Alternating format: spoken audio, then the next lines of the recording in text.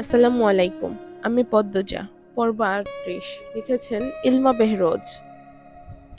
পদ্মজা নূরজাহানের পা টিপে দিচ্ছে। তার মূল উদ্দেশ্য রূপার ঘরে যাওয়া। সকাল থেকে বারংবার রূপার ঘরে ঢোকার চেষ্টা করেছে, পারেনি। মদন কিছুতেই ঢুকতে দেয়নি। তার এক কথা, নূরজাহান না বলেছে ঢুকতে দিবে না। অগত্যা পদ্মজা নিরাশ হয়ে নূরজাহানের ঘরে এসে পা টিপতে শুরু করে। যদি একটু পটানো যায়। ঘণ্টাখানেক ধরে সে নূরজাহানের পা টিপছে। হাত ব্যথায় টনটন করছে। নূরজাহান আয়েশ করে ঘুমাচ্ছেন। কখন সে ঘুম ভাঙবে? এভাবে কেটে যায় আরো অনেক সময়। নূরজাহান চোখ মেলে তাকান। পদ্মজাকে বলল, এখনো আস? পদ্মজা মৃদু হাসলেন। নূরজাহান বললেন, অনেকক্ষণ হয়েছে, যাও এখন ঘরে যাও। পদ্মজার চোখ মুখ আধার নেমে আসে। পরক্ষণে মিষ্টি হেসে বলল, আপনার ভালো ঘুম হয়েছে? সে হয়েছে। দাদু, একটা প্রশ্ন করি, করো। রুম্পা ভাবিকে যতদিন দেখেছিলাম অনেক নোংরা দেখছিলাম। ওনাকে পরিষ্কার রাখার জন্য একটা মেয়ে দরকার, কিন্তু সব সময় মদন ভাই পাহারা দেন। সারের লাহান শক্তি এই সেরার, হের লগে সেরিরা পারবো না, সবাই ডরায়। তাই বলে এইভাবে অপরিষ্কার থাকবে সব সময়? সবাই ডরায়, কেউ যাইব না সাফ কইরা দিতে। তুমি বেহুদা কথা বলতাছ। নূরজাহানের কঠিন কণ্ঠের সামনে পদ্মজার আসল কথাটা মুখে আসছে না। সে মনে মনে নিজেকে প্রস্তুত করে নিয়ে বলল, আমার মনে হয় আমি পারবো। ভাবি আমাকে আঘাত করবে না। আমাকে যাওয়ার অনুমতি দিতেন যদি। পাগল হইছ সেরি? কেমনে খামচাইয়া ধরছিল মনে নাই? আর কথা বাড়াইও না, যাও এইখান থেকে। পদ্মজা আর কিছু বলার সাহস পেল না। সে ঘর ছেড়ে বারান্দায় এসে দাঁড়ালো। 2 তলার বারান্দা থেকে আলোক ঘরের সামনে খালি জায়গা দেখা যাচ্ছে। সেখানে গ্রামের মানুষের ভিড়। মজিদ হাওলাদার তার লোকজন নিয়ে গ্রামের মানুষদের সমস্যা শুনছেন। কাউকে অর্থ দিয়ে সাহায্য করছেন, কাউকে বা ধান দিয়ে। এই ব্যাপারটা প্রয়োগ ঘটে। পদ্মজার খুব ভালো লাগে, গর্ব হয়। পূর্ণা ঘাটে এসে বসে আছে। মাদিনী নদীর জলের স্রোত তার দৃষ্টি স্থির। প্রান্তপ্রেমা স্কুলে গিয়েছে, সে যায়নি। ইদানিং সে স্কুলে যায় না একদমই। ভালো লাগে না। পদ্মজা যাওয়ার পর থেকে যেন থমকে গেছে। পদ্মজার শূন্য জায়গাটা কিছুতেই পূর্ণ মানতে পারছে না। বাড়ির প্রতিটি কোণে সে পদ্মজার স্মৃতি খুঁজে পায়। এই তো এই ঘাটে বসে দুইজন কত সময় পার করলো, কত গল্প করলো। আজ পদ্মজার জায়গা শূন্য। পূর্ণা অনুভব করে সে তার মায়ের চেয়েও বেশি ভালোবাসে পদ্মজাকে। পদ্মজার প্রতিটা কথা কানে বাজে। এতদিন হয়ে গেল, তবুও এই শোক, এই শূন্যতা কাটিয়ে উঠতে পারছে না সে। পূর্ণার চোখ দুটি ছলছল করে ওঠে। সে নিচের ঠোঁট কামড়ে 2 বার ডাকলো, আপা, আপারে। বাসন্তী দূর থেকে পূর্ণাকে দেখতে পেল। জুতা খুলে পা টিপে টিপে আসে পূর্ণার পাশে বসেন। পূর্ণা এক ঝটকায় বাসন্তীকে দেখে দ্রুত চোখের জল মুছল। এরপর বলল, আপনি এখানে আসছেন কেন? প্রশ্ন ছুড়ে দিলেন পূর্ণা। তীক্ষ্ণ দৃষ্টি মেলে বাসন্তীর দিকে তাকালো। দেখতে পেল বাসন্তীকে আজ অন্যরকম লাগছে। আরেকটু খেয়াল করে বুঝতে পারল অন্যরকম কেন লাগছে। আজ বাসন্তীর ঠোঁটে লিপস্টিক নেই, কপালে টিপ নেই, চোখে গাঢ় কাজল নেই, থুতনির নিচে সব সময় কালো 3টা ফোঁটা দিতে সেটাও নেই। পূর্ণা বাসন্তীর হাতের দিকে তাকালো। হাতেও 2-3 ডজন চুড়ি নেই, 2 হাতে শুধু 2টা সোনার চিকন চুড়ি।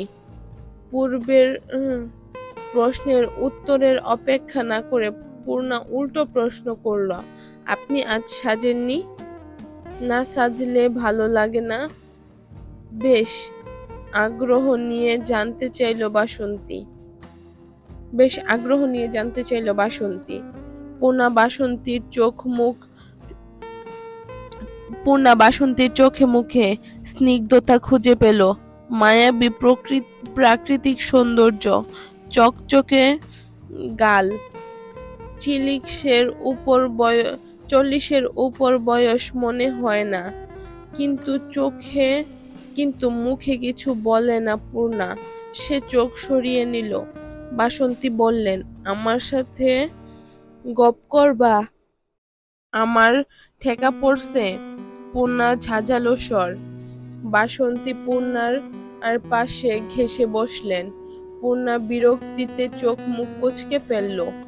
কিছু কঠিন কথা শোনানোর জন্য প্রস্তুত হলো সবেমাত্র।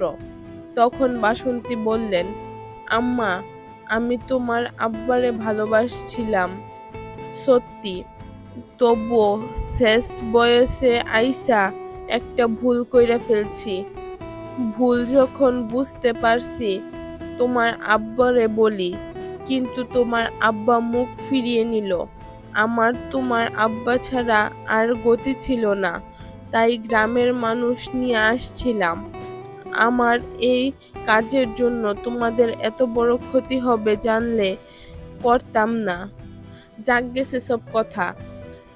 তোমার আব্বু আমাকে আজও মেনে নেয় নাই, তাতে আমার দুঃখ নাই। তোমার আম্মার মতো একটা ছোট বোন পাইছি।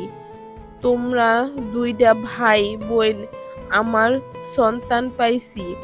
আমি নিঃসন্তান, আমার কোনো সন্তান নেই, কখনো হবে না। সন্তানের শূন্যতা আমাকে খুঁড়ে খুঁড়ে খায়। তোমাদের বাড়িতে আসার পর থেকে সেই দুঃখ ঘুচে গেছে। প্রান্তপ্রেমা যখন আমাকে বড় আম্মা কয়ে ডাকে, আমার খুশিতে কান্দন আইসা পড়ে। শুধু ভালো লাগে না তোমার গুমোট মুখটা। বিশ্বাস করো আম্মা, তোমার মারে আমি তাড়াতে আসি নাই। সে হইছে গিয়া হীরার টুকরা, আর তার মতো মানুষ হয় না। আমি যা চাইছি তার চেয়েও বেশি পাইছি। সেটা তোমার আম্মা দিছে, আমি চাই নাই আমার জন্য তুমি কষ্ট পাও। আমি তোমারে বলবো না আমারে আম্মা ডাকতে। আমি শুধু চাই তুমি আমাকে মেনে নাও, ভালো থাকো, হাসি খুশি থাকো। আমি তোমার বন্ধু হতে চাই। তোমরা যেমনে বলবা আমি তেমনি চলমু।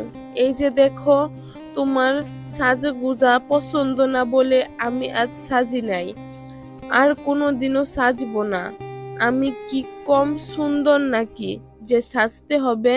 পূর্ণার মন ছুঁতে পেরেছে বাসন্তীর কথায়। পূর্ণা বরাবরই কোমল মনের, তবুও শক্ত কণ্ঠে বলল, আমি আপনার সাথে খারাপ ব্যবহার করব না। আপনি আপনার মতো থাকুন প্রেমপ্রান্তকে নিয়ে, আমি আমার মতো থাকব। আমার আর কারুর বন্ধুত্বের দরকার নেই। বাসন্তীর চোখ ছলছল করছে, তবুও তিনি হাসতে কার্পণ্য করলেন না। বললেন, তোমার চুল অনেক সুন্দর আর লম্বা। এখন তু ভরদুপুর, বাইন্ধা রাখো। পূর্ণা চুলগুলো হাত খোপা করে নিল। এরপর বলল, আম্মা এখনো ঘুমে? হ। আম্মার কি যেন হয়েছে, কখনো একদমই ঘুমায় না, আবার কখনো ঘুম ছাড়া উঠতেই পারে না। পদ্মজার জন্য কান্দে দেখি, শরীর দুর্বল হইছে, এই জন্য ঘুমাচ্ছে। পূর্ণা উঠে দাঁড়ায়। বাসন্তী বলল, আমি রাঁধছি বলে সকালে খাইলা না, এখন নিয়ে আসি ভাত, পরে খাবো, বলল পূর্ণা দ্রুত পায়ে বাড়ির ভেতরে চলে গেল। হেমলতার ঘরে এসে তিনি গভীর ঘুমে আচ্ছন্ন, চুল ছড়িয়ে আছে বালিশে, কেমন শুকিয়ে গেছেন। এতক্ষণ না খেয়ে থাকলে তো আরো শুকাবেন, ডাকা উচিত। পূর্ণা ডাকলো, আম্মা আম্মা। হেমলতা সাড়া দিলেন না। পূর্ণা ঝাঁকে হেমলতার গায়ে হাত দিয়ে ডাকলো, ও আম্মা, ওঠো এবার, দুপুর হয়ে গেছে। আম্মা, ও আম্মা। হেমলতা চোখ খুলেন, চোখের মনি ফ্যাকাশে। তিনি উঠতে চাইলে হুট করেই হাত কাঁপতে থাকলো। পূর্ণা উদ্বিগ্ন হয়ে বলল, কি হয়েছে আম্মা? হেমলতা কিছুটি বলল না। পূর্ণা হেমলতাকে ধরে উঠালো। হেমলতা পূর্ণার দিকে চেয়ে থাকে ক্ষীণ স্বরে প্রশ্ন করলো, কে তুমি? আজকে এই পর্যন্তই। সবাই ভালো থাকবেন, সুস্থ থাকবেন। আল্লাহ হাফেজ।